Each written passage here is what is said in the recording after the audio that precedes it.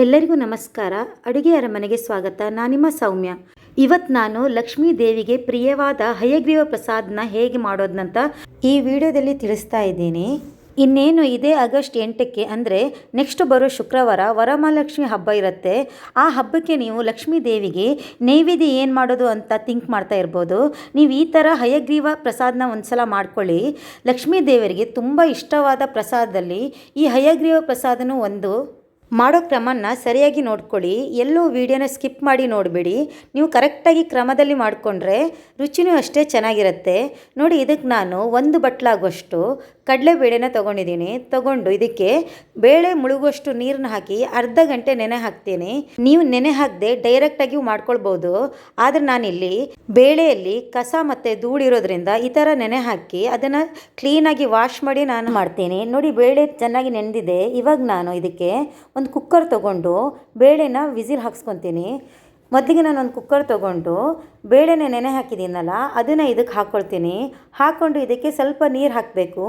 ನೀರು ನಾವು ಎಷ್ಟು ಹಾಕ್ಕೊಳ್ಬೇಕು ಅಂದರೆ ಬೇಳೆಗಿಂತ 1 ಇಂಚು ಜಾಸ್ತಿ ಇರಬೇಕು. ನೋಡಿ, ನಾನಿಲ್ಲಿ ಬೇಳೆಗಿಂತ 1 ಇಂಚು ನೀರು ಜಾಸ್ತಿ ಹಾಕ್ಕೊಂಡಿದ್ದೀನಿ. ಹಾಕ್ಕೊಂಡು ನಾವಿಲ್ಲಿ ಉಪ್ಪು ಏನು ಸೇರಿಸ್ಕೊಳ್ಬಾರ್ದು. ಹಾಗೆ ಇದನ್ನು ನಾನು 4 ವಿಸಿಲ್ನ ಹಾಕ್ಕೊಳ್ತೀನಿ.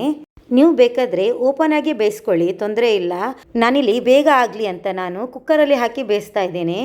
4 ವಿಸಿಲ್ ಹಾಕಿದರೆ ಸಾಕು. 4 ವಿಸಿಲಿಗೆ ಬೇಳೆ ಸಾಫ್ಟ್ ಆಗುತ್ತೆ. ನೀವು ಜಾಸ್ತಿ ವಿಸಿಲ್ ಹಾಕಿದರೆ ಬೇಳೆ ಫುಲ್ ಮೆತ್ತಗಾಗತ್ತೆ. ನೋಡಿ, ಬೇಳೆ ಈ ಥರ ಇರಬೇಕು, ಜಾಸ್ತಿ ಮೆತ್ತಗಿರಬಾರ್ದು. ನೋಡಿ, ಕೈಯಲ್ಲಿ ಹಿಚ್ಕಿದಾಗ ಜಸ್ಟ್ ಅದು ಸಾಫ್ಟ್ ಇರಬೇಕಷ್ಟೇ. ನೀವು ಇನ್ನೂ ಜಾಸ್ತಿ ವಿಸಿಲ್ ಹಾಕಿದರೆ ಅದು ಫುಲ್ ಮೆತ್ತಗಾಗತ್ತೆ. ಇದು ಕರೆಕ್ಟಾಗಿದೆ. ಇವಾಗ ನಾನು ಇದಕ್ಕೆ ಗ್ಯಾಸ್ನ ಆನ್ ಮಾಡಿ ಒಂದು ಕಡಾಯಿನ ತೊಗೊಂಡಿದ್ದೀನಿ.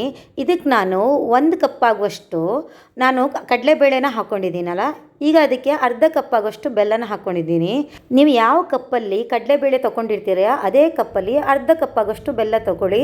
ನಿಮ್ಗೆ ಇನ್ನೂ ಸ್ವೀಟ್ ಜಾಸ್ತಿ ಬೇಕಂತ ಅನಿಸಿದರೆ ಸ್ವೀಟ್ ಜಾಸ್ತಿ ಹಾಕ್ಕೊಳ್ಳಿ. ಆದರೆ ನೀವು 1ಕ್ಕೆ ಅರ್ಧ ಹಾಕಿದರೆ ಪರ್ಫೆಕ್ಟ್ ಆದ ಸ್ವೀಟ್ ಸಿಗುತ್ತೆ ನಿಮಗೆ. ಇದಕ್ಕೆ ನಾನು ಬೆಲ್ಲ ಕರಗುವಷ್ಟು ನೀರು ಹಾಕ್ತೀನಿ. ನೀವೇನು ಇದನ್ನು ಪಾಕ ಮಾಡೋದು ಬೇಡ. ನಾವು ಬೆಲ್ಲದ್ರಲ್ಲೇ ಕಡಲೆಬೇಳೆನ ಬೇಯಿಸ್ಕೊಳ್ಬೇಕು. ಹಾಗಾಗಿ ನಮಗಿಲ್ಲಿ ಯಾವುದೇ ರೀತಿ ಪಾಕ ಬೇಡ. ಜಸ್ಟ್ ಬೆಲ್ಲಕ್ಕೆ ಸ್ವಲ್ಪ ನೀರು ಹಾಕಿ ಬೆಲ್ಲ ಬಿಸಿ ಆದರೆ ಸಾಕು. ಪಾಕ ಏನು ಮಾಡ್ಕೊಳ್ಳೋದು ಬೇಡ. ಇವಾಗ ನಾನು ಆವಾಗಲೇ ಕಡಲೆಬೇಳೆನ ಬೇಯಿಸಿ ಇಟ್ಕೊಂಡಿದ್ದೀನಲ್ಲ ಅದನ್ನು ನೀರು ಸಮೇತ ಹಾಕ್ಕೊಂಡಿದ್ದೀನಿ. ಯಾಕಂದರೆ ಅದರಲ್ಲಿ ನೀರು ಜಾಸ್ತಿ ಇಲ್ಲ, ಇಷ್ಟು ನೀರು ಬೇಕಾಗತ್ತೆ. ಅಲ್ಲ ಅಂದರೆ ಕಡಲೆಬೇಳೆಗೆ ಸ್ವೀಟ್ ನೀಟಾಗಿ ಎಳ್ಕೊಳ್ಳಲ್ಲ. ಹಾಗಾಗಿ ನಾನು ಕಡಲೆಬೇಳೆನ ಬೇಯಿಸಿ ಇಟ್ಕೊಂಡಿದ್ದನ್ನ ಇದಕ್ಕೆ ಹಾಕ್ಕೊತೀನಿ. ಹಾಕ್ಕೊಂಡಿದ್ದು 20ರಿಂದ 25 ನಿಮಿಷ ಬಾಯ್ಲ್ ಆಗಬೇಕು. ನೀವು ಮೀಡಿಯಮ್ ಫ್ಲೇಮಲ್ಲೇ ಬಾಯ್ಲ್ ಮಾಡ್ಕೊಳ್ಳಿ.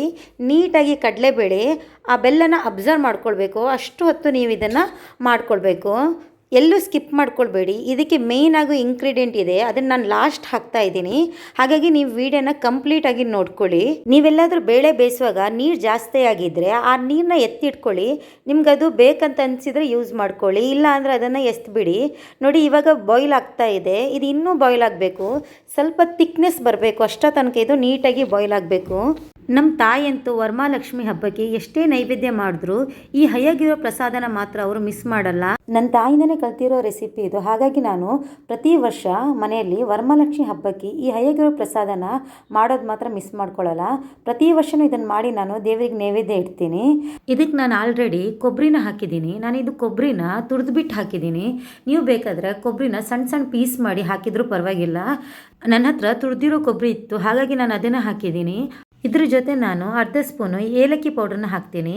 ಇದಕ್ಕೆ ನಾವು ಗಸಗಸೆ ಮೇಯ್ನಾಗಿ ಹಾಕಬೇಕು. ಇದನ್ನು ಹೇಗೆ ಹಾಕಬೇಕು ಅಂತ ನಾನು ನಿಮಗೆ ತಿಳಿಸ್ತೀನಿ.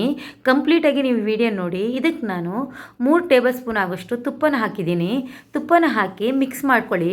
ಇನ್ನೊಂದು 2 ನಿಮಿಷ ಕುದ್ರೆ ರೆಡಿ ಆಗುತ್ತೆ. ನೋಡಿ, ಇದು ಕುದೀತಾ ಇದೆ. ಇದು ಕುದಿಯುವಾಗ ನಾವು ಆ ಕಡೆ ಗೋಡಂಬಿ ದ್ರಾಕ್ಷಿನೆಲ್ಲ ಫ್ರೈ ಮಾಡ್ಕೊಳ್ಳೋಣ. ಇವಾಗ ನಾನು ಇದನ್ನು ಲೋ ಫ್ಲೇಮಲ್ಲಿ ಇಟ್ಟು ಆ ಕಡೆಯಲ್ಲಿ ಗೋಡಂಬಿ ದ್ರಾಕ್ಷಿನ ಫ್ರೈ ಮಾಡ್ಕೊತೀನಿ. ಅದ್ರ ಜೊತೆ ನಾನಿಲ್ಲಿ ಪಿಸ್ತಾ ಮತ್ತು ಬಾದಾಮಿನೂ ಹಾಕ್ಕೊತಾ ಇದ್ದೀನಿ. ನೀವು ಪಿಸ್ತಾ ಬಾದಾಮಿ ಹಾಕಲೇಬೇಕಂತೇನಿಲ್ಲ, ಆಪ್ಷನಲ್ಲು, ಬೇಕಿದ್ದರೆ ಹಾಕಿ. ಈಗ ನಾನು ಈ ಕಡೆ ಒಗ್ಗರಣೆ ರೆಡಿ ಮಾಡ್ಕೊತೀನಿ. ನೋಡಿ, ಒಗ್ಗರಣೆಗೆ ನಾನಿಲ್ಲಿ ಒಂದು ಸಣ್ಣ ಪಾತ್ರನ ತೊಗೊಂಡಿದ್ದೀನಿ. ಅದಕ್ಕೆ ನಾನಿಲ್ಲಿ ಒಂದು 2 ಸ್ಪೂನ್ ಆಗೋಷ್ಟು ತುಪ್ಪನ ಹಾಕ್ತೀನಿ. 2 ಸ್ಪೂನ್ ತುಪ್ಪ ಹಾಕಿ ನಾನಿಲ್ಲಿ ತುಪ್ಪ ಬಿಸಿ ಆದಮೇಲೆ ನಾನು ಸ್ವಲ್ಪ ಕ್ಯಾಶನ್ನು ಹಾಕ್ತೀನಿ. ಕ್ಯಾಶನ್ನು ಹಾಕಿ ಸ್ವಲ್ಪ ಕೆಂಪಗಾದರೆ ಸಾಕು. ಒಂದು 30 ಸೆಕೆಂಡ್ ಆಗೋಷ್ಟು ನಾನು ಕ್ಯಾಶನ್ನು ಫ್ರೈ ಮಾಡ್ತೀನಿ. ಸಣ್ಣ ಫ್ಲೇಮಲ್ಲೇ ನಾನು ಫ್ರೈ ಮಾಡ್ತೀನಿ.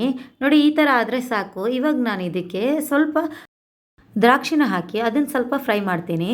ನೋಡಿ, ದ್ರಾಕ್ಷಿನ ಹಾಕಿ ಅದನ್ನು ಅಷ್ಟೇ ಒಂದು ಸ್ವಲ್ಪ ಹೊತ್ತು ಫ್ರೈ ಮಾಡಿಕೊಂಡ್ರೆ ಸಾಕು. ಮತ್ತು ನಾನಿಲ್ಲಿ ಪಿಸ್ತಾ ಮತ್ತು ಬಾದಾಮಿನ ಸಣ್ಣ ಸಣ್ಣ ಪೀಸಾಗಿ ಕಟ್ ಮಾಡಿದ್ದೀನಿ, ಅದನ್ನು ಹಾಕಿ ಫ್ರೈ ಮಾಡ್ತೀನಿ. ಪಿಸ್ತಾ ಬಾದಾಮಿನ ಸ್ಕಿಪ್ ಮಾಡಿಕೊಂಡ್ರೂ ಪರವಾಗಿಲ್ಲ, ನಾನು ಇದ್ರ ಹಾಕೋದ್ರಿಂದ ರುಚಿ ಚೆನ್ನಾಗಿರುತ್ತೆ. ಹಾಗಾಗಿ ಇಲ್ಲಿ ಪಿಸ್ತಾ ಮತ್ತು ಬಾದಾಮಿನ ಸಣ್ಣ ಸಣ್ಣ ಪೀಸ್ ಮಾಡಿ ಹಾಕಿದ್ದೀನಿ. ಇವಾಗ ನಾನು ಮೇಯ್ನಾಗಿ 1 ಸ್ಪೂನ್ ಆಗೋಷ್ಟು ಗಸಗಸೆ ಹಾಕಿದ್ದೀನಿ.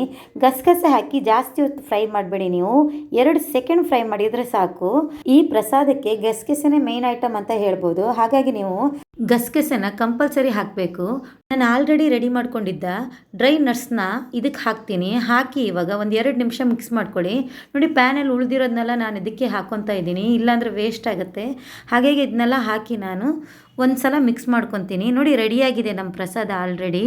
ಲಕ್ಷ್ಮೀ ದೇವಿಗೆ ತುಂಬ ಇಷ್ಟವಾದ ಪ್ರಸಾದದಲ್ಲಿ ಈ ಹಯಗ್ರೀವ ಪ್ರಸಾದನೂ ಒಂದು. ಇದನ್ನು ನಾವು ತುಳಸಿ ಎಲೆ ಜೊತೆಗಿಟ್ಟು ನೈವೇದ್ಯ ಮಾಡೋದ್ರಿಂದ ನಮ್ಮ ಇಷ್ಟಾರ್ಥಗಳೆಲ್ಲ ಬೇಗ ನೆರವೇರುತ್ತೆ.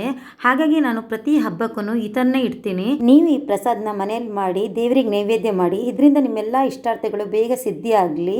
ನಾನು ಮಾಡಿರೋ ಪ್ರಸಾದ ರೆಸಿಪಿ ನಿಮ್ಗೆ ಇಷ್ಟ ಆದರೆ ದಯವಿಟ್ಟು ಲೈಕ್ ಮಾಡಿ. ಹಾಗೆ ಹೊಸಬರಾಗಿದ್ದರೆ ನನ್ನ ಚಾನಲ್ನ ಸಬ್ಸ್ಕ್ರೈಬ್ ಮಾಡ್ಕೊಳ್ಳಿ.